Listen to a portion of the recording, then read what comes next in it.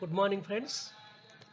Nifty spot యొక్క technicals Monday కోసం చూస్తే 25,049 కనపడుతుంది కదా. అది యాక్చువల్గా 330 టెర్మినల్ క్లోజ్ రేట్ అనమాట. బట్ యాక్చువల్ సెటిల్ రేట్ వచ్చేసి 25,014 అండి. ఇక్కడ చూస్తున్నారు కదా. సో మండే కోసం టెక్నికల్ చూస్తే ఇక్కడ ఒకటి 15 మినిట్స్లో అవుట్ సైడ్ బార్ వచ్చిందండి. మార్క్ చేస్తాను చూడండి. ఇక్కడ అవుట్ సైడ్ బార్ వచ్చింది కదా. ఈ బారు రెడ్ బార్ ఉంది, ఈ బారు గ్రీన్ బార్ ఉంది. అంటే ఈ బార్ కన్నా లో కన్నా ఈ బారు లో తక్కువ ఉంది. అలాగే ఈ బార్ కన్నా హై, ఈ బార్ కన్నా హై ఎక్కువ ఉంది. సో ఇది అవుట్ సైడ్ బార్ అనమాట. ఎప్పుడైనా పైకి పోయేటప్పుడు అప్పటిదాకా మార్కెట్ పడి పైకి వెళ్ళేటప్పుడు అంటే బాటం చేసేటప్పుడు అవుట్ సైడ్ బార్ ఏర్పడుతుంది. అవుట్ సైడ్ బార్ వచ్చింది. ఈ అవుట్ సైడ్ బార్ పైననే క్లోజ్ అయింది ఇది. సో ఇది 99.9% అప్ సైడ్కు గ్యాప్ అప్కి మనకు చెప్తుందన్నమాట. దీని స్టాప్ లాస్ ఏంటి? ఒకవేళ ఈ లో కనుక బ్రేక్ అయితే అప్పుడు మనం ఆలోచించాలి ఏం చేయాలనేది. ఇప్పుడు వన్ డే ట్రేడ్ ఎలా తీసుకోవాలంటే ఎక్కడ క్లోజ్ అయింది ఇది 25,014లో క్లోజ్ అయింది కదా. మనం మూవింగ్ యావరేజెస్ చూసుకుంటే 1 మినిట్ ప్లీజ్. మూవింగ్ యావరేజ్ చూసుకుంటే 15 మినిట్స్ క్యాండిల్లో 20 10 మూవింగ్ యావరేజ్ ఇంపార్టెంట్ అండి ఎప్పుడైనా.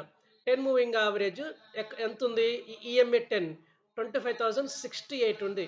సో 25,068 క్రాస్ అయితే మనకు నెక్స్ట్ టార్గెట్ వచ్చేసి 20 ఈఎంఏ ఎక్కడుంది?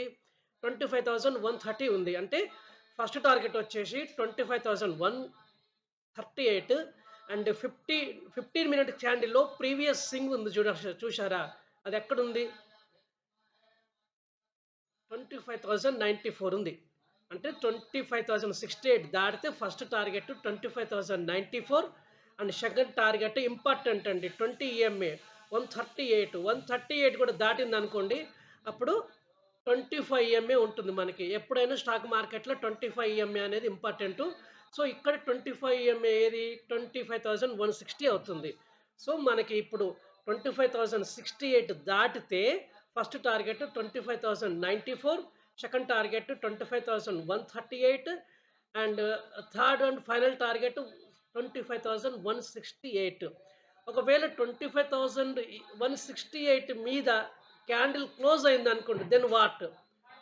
అప్పుడు ఏంటంటే ఎంఏ 20 ఉంది చూసారా? ఎంఏ 20 ఇది ఈఎంఏ, ఇది ఎంఏ, కన్ఫ్యూజ్ కాకూడదండి.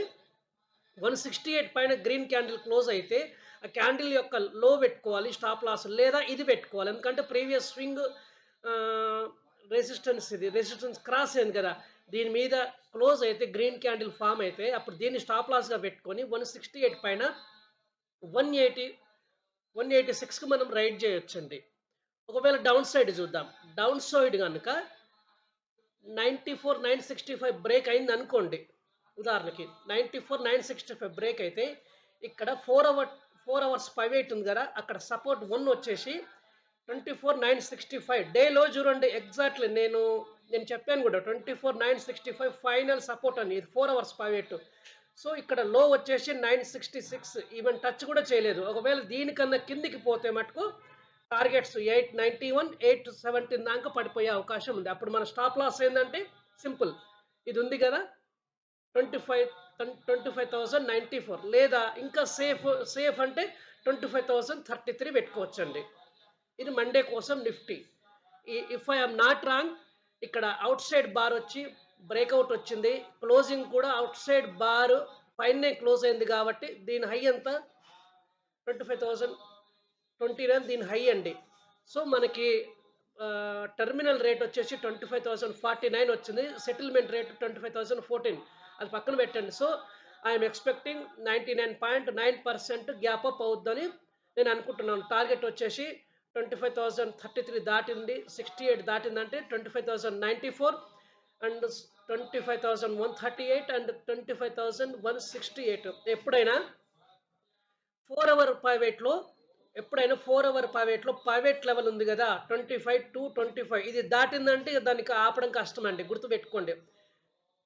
4 అవర్ ప్రైవేట్ని దాటిందంటే దాన్ని ఆపడం కష్టము. బియర్స్ అందరు సరెండర్ చేస్తారు, బుల్స్ అందరు స్ట్రాంగ్గా ఉంటారనమాట. అప్పుడు టార్గెట్ 229, 373 అవుతుంది. ఈ ఫ్రైడేది 4 అవర్ పైవేట్ ఎప్పుడైనా మార్క్ చేసి పెట్టుకోవాలండి. అది పెట్టుకుంటే నెక్స్ట్ వీక్‌కి లెవెల్స్ వస్తాయండి. గుర్తుపెట్టుకోండి. ఫ్రైడేది ఈ 4 అవర్స్ అంటే ఎప్పుడొస్తది మీకు తెలుసు కదా! 1:15కి వస్తది. తెలియకుంటే నోట్ జేసుకోండి. మధ్యాహ్నం 1:15కి మారుతుందండి 4 అవర్స్. ఎవ్రీ 4 అవర్ పైవేట్ అన్నమాట ఇది.